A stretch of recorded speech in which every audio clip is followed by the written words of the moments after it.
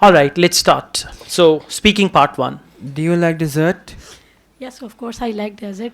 I like chocolate too much. That's good. Just add 2 to 3 more sentences. I like chocolate very much. So, to answer your question, I like desserts, and mainly the desserts that include chocolate, they are my favorite. थोड़ा सा उसमें add on कर दें, ठीक है? Next. Do you like eating cakes? Yes, absolutely, I like eating cake because after meal we can take we can take the sweet, we can take the dessert because it's our sunnah. That's why I like. Okay, instead of sunnah, you can use the word, it's the practice of our beloved Holy Prophet, peace be upon him. So, like that, okay?